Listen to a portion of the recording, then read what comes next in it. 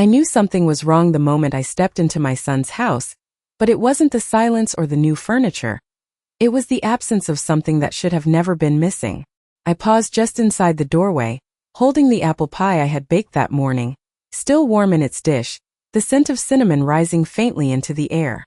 The house looked beautiful, I couldn't deny that. Brighter than I remembered. Cleaner. Almost staged. Ashley had always had a talent for that, making everything look like it belonged in a magazine spread. Daniel appeared from the hallway, his smile quick, polite, the kind of smile you give a neighbor you don't know very well.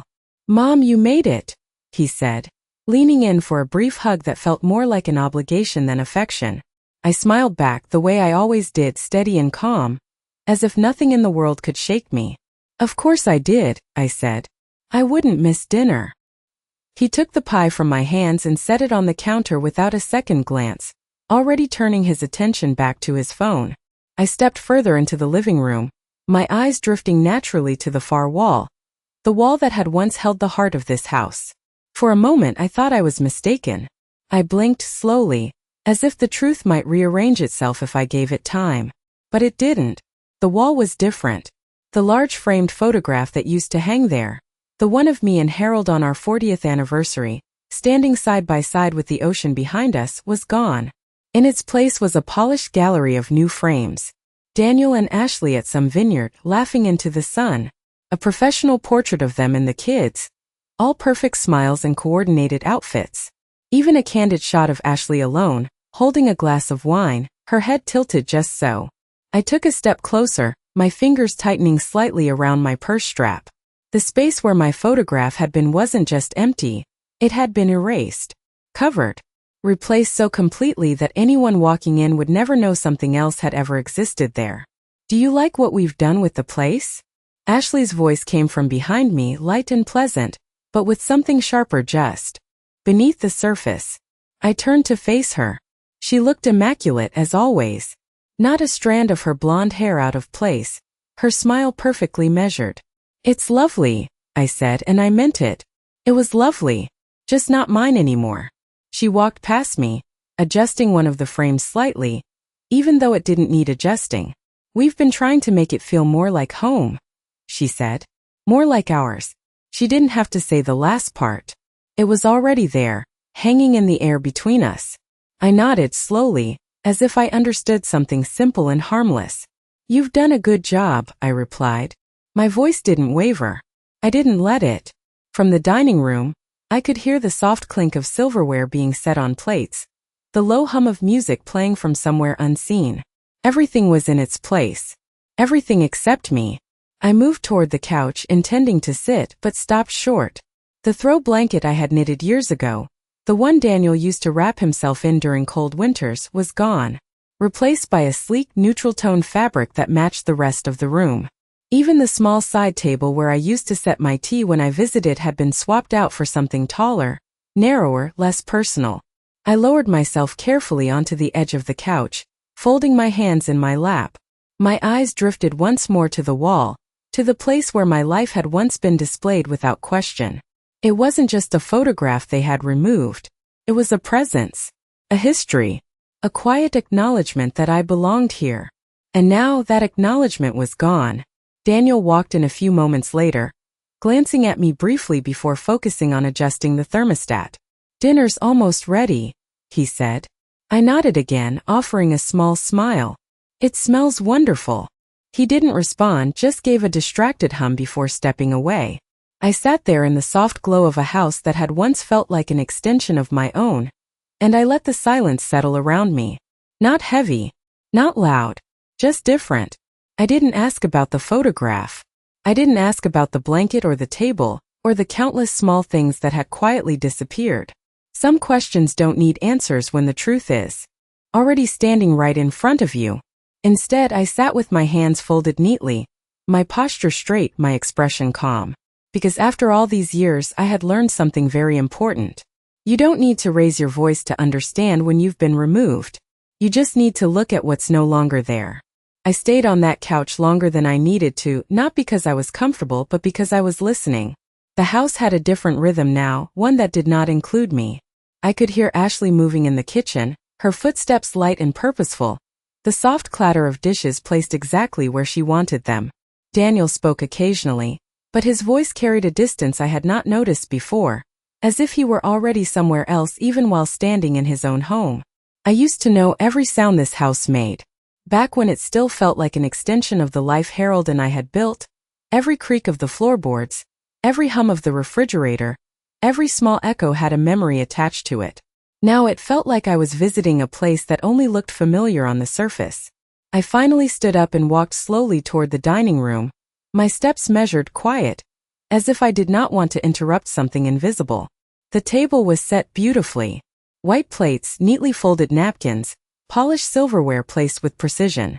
Ashley had always been particular about presentation, but as my eyes moved from one place setting to the next, I felt something settle deep in my chest. There were 4 settings, not 5.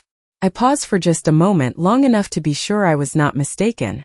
Daniel and Ashley, the 2 children, and 1 extra seat likely for me. But it was not where it used to be.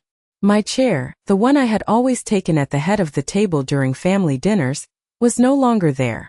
In its place was a smaller chair, positioned slightly off to the side, as if it had been added at the last minute. Temporary. Replaceable. I reached out and lightly touched the back of it, running my fingers over the smooth wood. It was new. It did not belong to the set we had bought years ago, back when Daniel first moved in. Back when he had insisted that family dinners would always matter, no matter how busy life became. I pulled the chair out quietly and sat down, adjusting my posture so that I faced the table just like before, even though the angle felt wrong. From here I could see the wall again, the one with the photographs. I did not mean to look, but my eyes found it anyway. It was impossible not to. Ashley entered the room carrying a serving dish, her smile warm and effortless as she placed it at the center of the table. "I hope you are hungry," she said, glancing at me briefly before turning her attention to adjusting the plates. "I made roasted chicken with vegetables. It smelled good. It always did when she cooked." "It looks wonderful," I replied, my voice steady, even. She nodded, satisfied, and took her seat beside Daniel. The children followed soon after, their voices bright, unaware of anything beyond the excitement of dinner. For a moment I watched them, really watched them. The way they laughed, the way they leaned into their parents, the way they belonged without question. And then I looked at Daniel. He was focused on cutting his food, his movements precise, controlled. He did not look at me. Not once. I picked up my fork and knife, holding them the same way I always had, my hands steady despite the quiet shift happening all around me. The conversation flowed easily between them. School stories, work updates, plans for the weekend. I listened, nodding when appropriate, offering small smiles, but I was not part of it. Not really.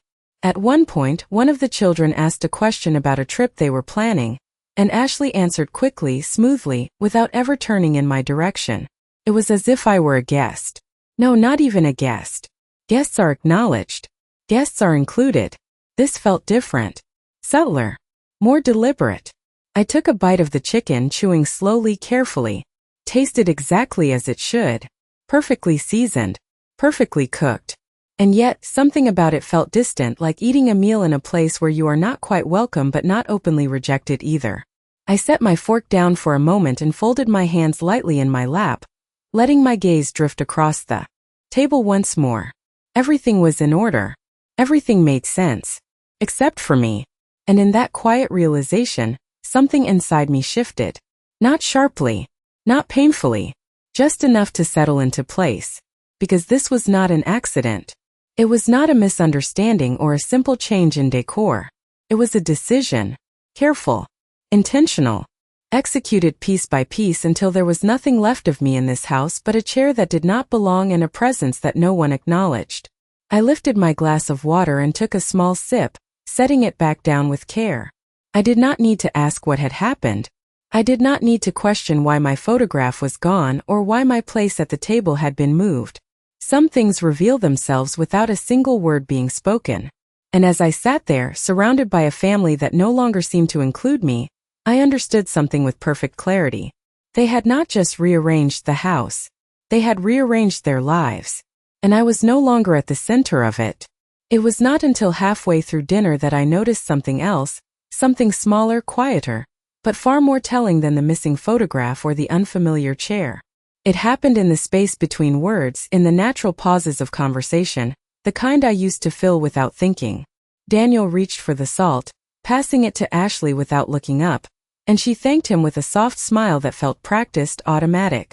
One of the children laughed at something on their phone, and Ashley leaned in, her attention immediate, warm. I watched the exchange carefully, not intruding, just observing. That was when I realized no one had asked me a single question since I arrived. Not one. No one asked how I had been. No one asked about my week, my health, my life. It was not an oversight. It was a pattern. I picked up my fork again, cutting a small piece of chicken, my movements precise, controlled. I remembered a time when dinner at this table meant something different. When Daniel would sit across from me, eager to tell me about his day, his voice animated, his eyes searching mine for approval or understanding. When I would remind him to slow down, to finish chewing before speaking, and he would laugh, unapologetic, still my boy in so many ways. That version of him felt very far away now. I let my gaze drift toward the kitchen, where the soft light illuminated the clean countertops, the absence of clutter, the careful order Ashley had imposed on every surface. It was a beautiful space, efficient, controlled, nothing out of place, not even the past. Mom, do you still take your walks in the morning? The question came suddenly, almost as an afterthought. Daniel's voice, but not quite directed at me. I looked up, meeting his eyes for the first time that evening. Yes, I said, offering a small smile. Every day. He nodded, returning his attention to his plate almost immediately. That is good, he replied. That is good. The conversation ended there, as quickly as it had begun. I lowered my gaze again, feeling the weight of those few words settle into something larger than they appeared. It was not concern. It was not curiosity. It was acknowledgement, brief and distant, like checking a box on a list. I folded my napkin carefully beside my plate and took a sip of water, letting the coolness steady me. Across the table, Ashley was speaking again, her tone light as she described plans for a renovation. We are thinking of opening up the space more, she said, gesturing vaguely toward the living room. Making everything flow better. Daniel nodded in agreement. It will make the house feel bigger, he added. Bigger. I glanced once more at the wall in the other room, at the place where my photograph had once been. They were not just opening up space. They were clearing it, removing anything that did not fit the version of this home they were building now. That sounds like a good idea, I said quietly. Ashley smiled at me, polite, satisfied, before turning back to Daniel. The conversation moved on without pause, as if my words had been nothing more than background noise. I sat there listening, watching, allowing each detail to settle into place. The missing photograph, the unfamiliar chair, the absence of questions, the careful language about change, about space, about making things feel right. It was all connected. It had been happening for some time now, piece by piece, small enough that it could be explained away if noticed too soon. But when seen together, it formed something undeniable. I placed my hands gently in my lap, my posture straight, my expression calm. I did not interrupt. I did not question. There was no need. Because in that moment I understood something with absolute clarity. They were not waiting for me to leave. They were preparing for a version of their lives where I was already gone. Not physically. Not yet. But in every other way that mattered. I looked at Daniel again, really looked at him, searching for the boy I had raised, the one who used to reach for my hand without hesitation. For a brief second I thought I saw something flicker in his eyes. Something uncertain. But it disappeared just as quickly as it came, replaced by the same distant focus he had carried all evening.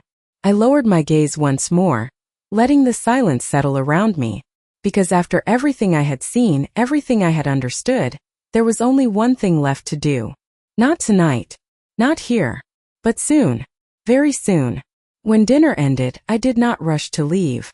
I moved slowly, deliberately, as if I still belonged in the rhythm of this house, as if nothing had shifted beneath my feet.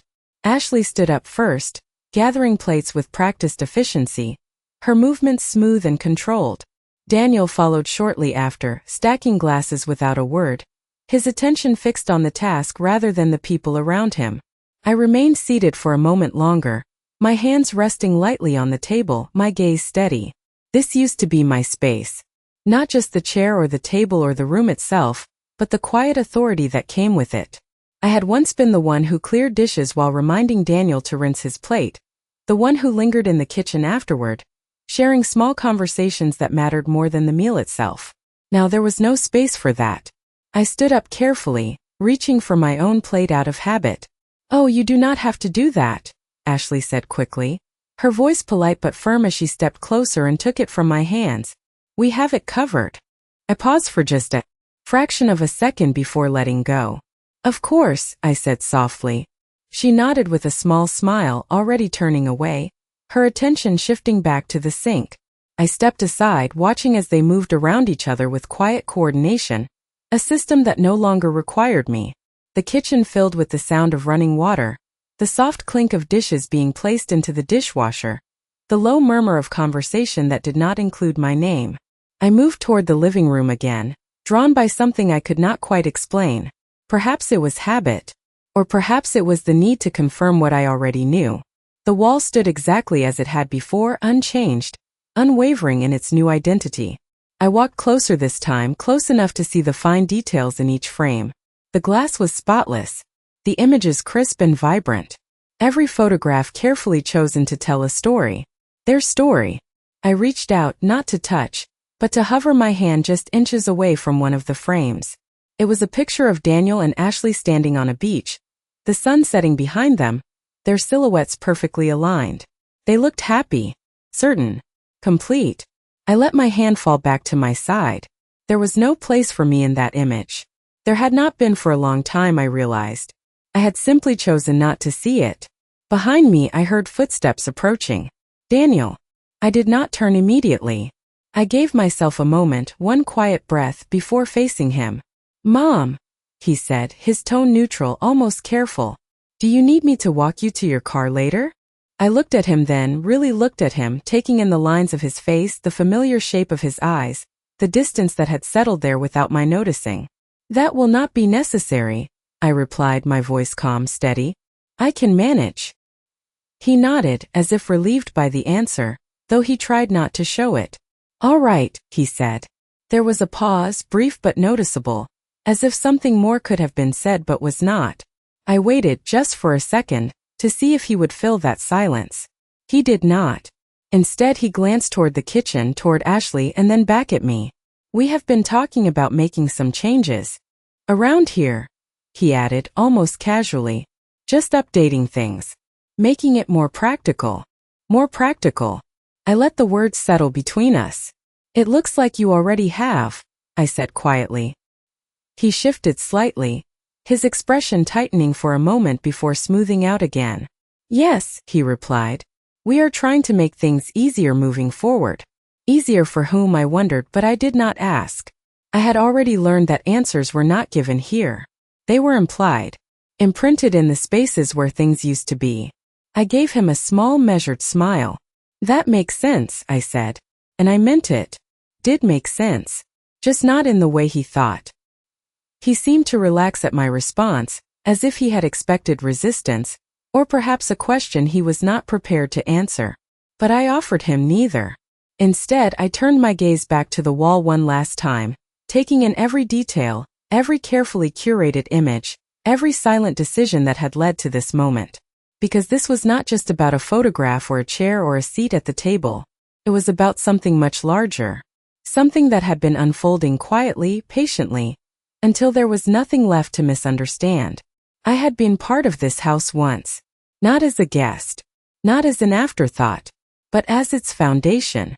And now, standing there in the soft evening light, I understood with perfect clarity that foundations can be covered, hidden beneath new layers, made invisible to those who no longer wished to see them. I turned away slowly, my steps measured, my posture unchanged. There was no urgency in my movements, no sign of what was shifting beneath the surface. Because some realizations do not demand immediate action. They require something else. Time. And I had just begun to understand exactly how I was going to use it. The drive home was quieter than usual, not because the roads were empty, but because my mind had already begun to rearrange things the same way they had. I kept both hands on the steering wheel, my posture straight, my eyes steady on the road ahead, but I was not really seeing the traffic lights or the passing cars. I was replaying every detail of that evening, not with confusion but with a clarity that felt almost surgical. Every small change, every missing piece, every word that had been chosen carefully enough to avoid confrontation, while still delivering its message. By the time I pulled into my driveway, the sky had turned a deep shade of blue, the kind that settles just before night fully takes over. I turned off the engine and sat there for a moment, my hand still resting on the wheel, listening to the quiet hum of the car fading into silence. My house stood in front of me. About comfort or design. It was about control. About ownership. About deciding who belonged and who did not. I stood up again, this time with purpose, and walked toward the hallway closet. Inside, tucked neatly on the top shelf, was a small box I had not opened in years. I reached for it carefully, bringing it down and placing it on the table. The lid lifted easily, revealing a collection of documents, neatly organized, each one placed there for a reason I had understood at the time but had not revisited since. Deeds. Agreements. Old letters. I picked up the first folder, opening it slowly, my eyes scanning the familiar lines of text. Harold had always believed in preparation, in clarity, in making sure that what was built could not be quietly taken apart without consequence. At the time, I had trusted that none of it would ever be necessary. That family would remain family, no matter how life shifted around us. But now, sitting there in the quiet of my own home, I realized something I should have understood much sooner. Trust does not replace structure, and kindness does not protect against intention. I closed the folder gently, placing it back into the box, not with hesitation, but with a calm certainty that settled deep within me. This was not about reacting to what had already happened. It was about understanding what was coming next. Because people do not make changes like that without a plan. They do not remove someone piece by piece unless they are preparing for something larger. I carried the box to the table and set it down carefully, my movements steady, controlled. There was no rush. No urgency. Just a quiet awareness that time, for the first time in a long while, was on my side. I looked around my living room at the familiar walls, the steady presence of a life that had not been erased, not been replaced, not been rewritten by someone else's choices. And for the first time that evening, I allowed myself a small, almost imperceptible smile.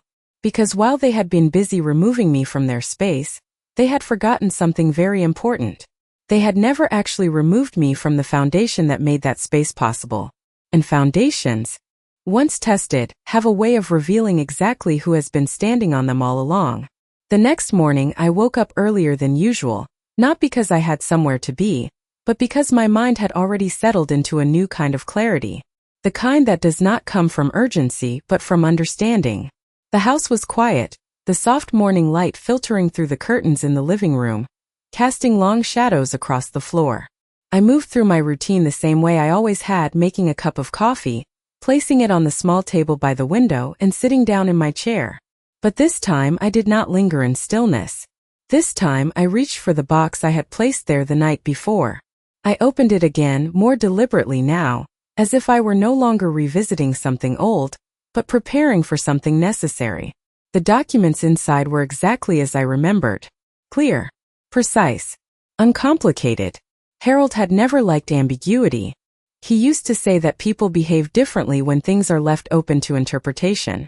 That clarity does not just protect assets, it reveals intentions.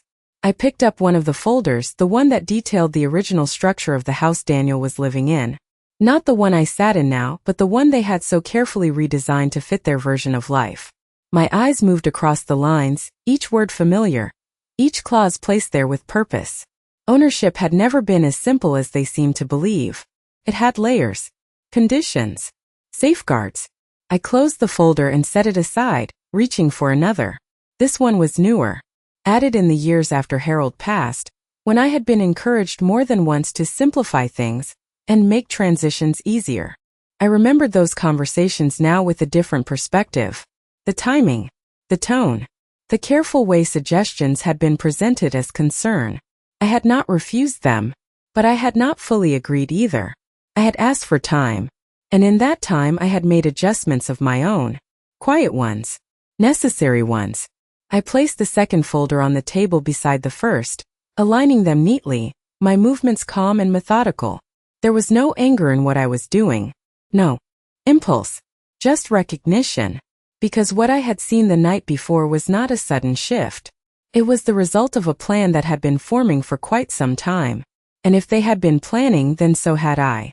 I stood up, carrying the folders with me to the desk in the corner of the room. The chair there felt firm, familiar, a place where decisions had been made before, long before I realized how important those decisions would become. I sat down and opened the top drawer, pulling out a small notebook. Inside were notes I had written months ago. Dates. Conversations. Small observations that had not made sense at the time but now fit together with a precision that was almost unsettling. Comment about refinancing. A question about property taxes that had seemed casual but was not. A suggestion that perhaps it would be easier if everything were consolidated under one name. I turned the page slowly, my fingers steady, my breathing even. There it was. The name of the attorney Harold and I had worked with for years. A man who understood not just the structure of our assets, but the intention behind them. I closed the notebook and reached for my phone, holding it for a moment before dialing. The line rang twice before it was answered. "Good morning," the voice on the other end said, professional, measured. "This is Mr. Collins' office."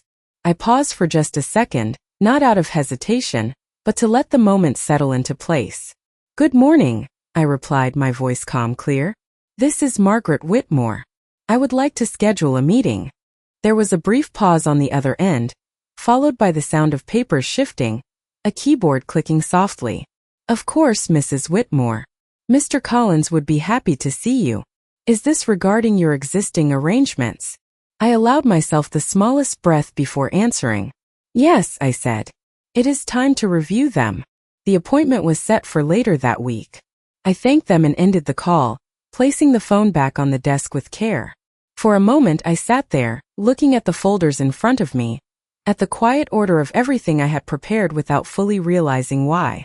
And then I stood up, closing the box and returning it to the table in the living room. The house felt the same as it had when I woke up. Still, steady, unchanged. But something within me had shifted completely. Because now there was no uncertainty left. No question about what I had seen or what it meant. They had been preparing for a future that did not include me. And now so was I. The difference was, I understood the structure they were standing on far better than they ever had. And I knew exactly how to remind them of it when the time came. The days leading up to the meeting passed with a quiet steadiness that might have looked like routine to anyone else. But for me, every moment carried a different kind of awareness. I did not change my habits. I still took my morning walks, still watered the small plants by the window, still folded my laundry the same careful way I always had. But beneath those familiar actions, something had shifted. I was no longer moving through my life without question. I was paying attention. Not just to what people said, but to what they avoided saying. Not just to what remained, but to what had been quietly removed. On Wednesday afternoon my phone rang. I glanced at the screen before answering. "Daniel." I let it ring once more before picking up, my voice calm as always. "Hello." There was a brief pause on the other end, as if he had not expected me to answer so evenly. "Mom," he said, his tone measured, careful. "I was thinking, maybe you could come by again this weekend. The kids would like to see you." I listened to the words, noting their structure, their intention. The kids would like to see you. Not I would like to see you. Not we miss you. Just a soft, indirect invitation, framed in a way that carried no weight of its own. "That sounds nice," I replied. "What time?" He hesitated for a fraction of a second before answering. "Maybe around 4. Just something simple.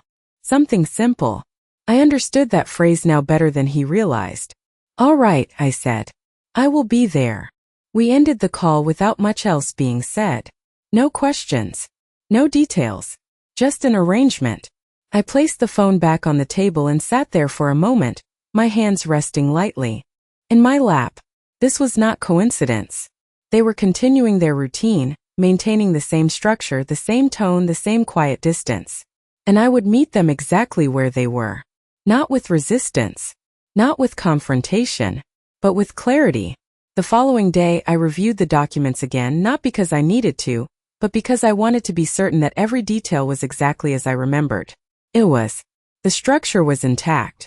The protections were still in place. And most importantly, the assumptions they had been operating under were incomplete. I closed the folders and returned them to the box, my movements steady, precise. There was nothing more to prepare. Not on paper. The rest would unfold in its own time. Saturday arrived with the same calm presence as any other day. I dressed simply, choosing a soft blue blouse and a pair of slacks, nothing that would draw attention, nothing that would suggest anything beyond an ordinary visit. When I arrived at the house, everything looked exactly as it had before. The same polished exterior. The same quiet order. I rang the doorbell and waited, my posture straight, my expression neutral. Ashley opened the door this time, her smile appearing instantly, as if it had been waiting just beneath the surface. "Margaret," she said warmly. "Come in." I stepped inside, taking in the space without hesitation. Nothing had changed. Not the wall. Not the furniture. Not the careful arrangement of everything that no longer included me. "It is good to see you," I said. And it was. Not for the reason she might have thought, but because clarity has a way of removing uncertainty, and I no longer carried any. The children greeted me with their usual energy, their voices bright, their attention genuine in a way that did not require effort. I smiled at them, returning their embrace, allowing that small piece of connection to remain untouched by everything else. Daniel appeared shortly after, offering the same polite greeting, the same brief hug. "Glad you could make it," he said. I nodded. Of course. We moved into the living room, the same arrangement as before. The same space where something had been removed and something else had been placed in its stead. But this time I did not feel the need to search for what was missing. I already knew. Instead, I sat down in the same unfamiliar chair, placing my hands calmly in my lap, my posture unchanged. Conversation began again, light, controlled, moving around me rather than through me. And I let it. Because this time I was not there to belong. I was there to observe, to confirm, to understand the full shape of what had been set in motion. And as I listened, as I watched, as I allowed the evening to unfold exactly as it had before, I realized something important. They believed nothing had changed. They believed this was still their space, their structure, their decision to make. And that belief was exactly what I needed them to hold on to just a little while longer. It happened just after dinner. In that quiet stretch of time when everything slows down and people begin to settle into their own corners of the evening. The children had drifted toward the living room, their voices soft with distraction, while Ashley stood near the kitchen counter, scrolling through something on her phone, her expression focused but distant. Daniel was by the window, looking out into the yard as if there were something there worth studying. I remained at the table for a moment longer, my hands resting lightly on the surface, my posture straight, my breathing even. Then I stood. Not abruptly. Not in a way that would draw attention. Just enough to shift the balance of the room without disturbing it. "Daniel," I said, my voice calm but clear. He turned slightly, his expression neutral, expectant. "Yes." I held his gaze for a moment, not challenging, not soft, simply present. "I would like to speak with you and Ashley for a moment." There was a brief pause, subtle but noticeable, as if the request itself carried more weight than the words suggested. Ashley looked up from her phone, her smile returning quickly, almost instinctively. "Of course," she said, stepping closer. "Is everything all right?" I gave a small nod. "Yes," I replied. "Everything is exactly as it should be." They exchanged a quick glance, the kind that passes between people who believe they understand the situation they are in. Then they both moved toward the table, taking their seats across from me. I waited until they were settled before continuing, allowing the silence to stretch just long enough to become intentional. "I met with Mr. Collins this week," I said. The name landed softly, but it did not go unnoticed. Daniel's posture shifted slightly, his shoulders tightening just enough to register. Ashley's smile did not disappear, but it changed, becoming more measured, more careful. "Oh," she said lightly. "Was something wrong?" I shook my head slowly. "No," I said. "Nothing is wrong." I folded my hands together on the table, my fingers still, my voice steady. But I realized that it had been some time since I reviewed the arrangements Harold and I put in place. Daniel leaned back slightly, his expression guarded now, the ease from earlier gone. "Mom, you do not have to worry about that," he said. "We have everything under control." I looked at him then, not with disappointment, not with anger, but with clarity. "I know you believe that," I replied. "But there are details you may not be fully aware of."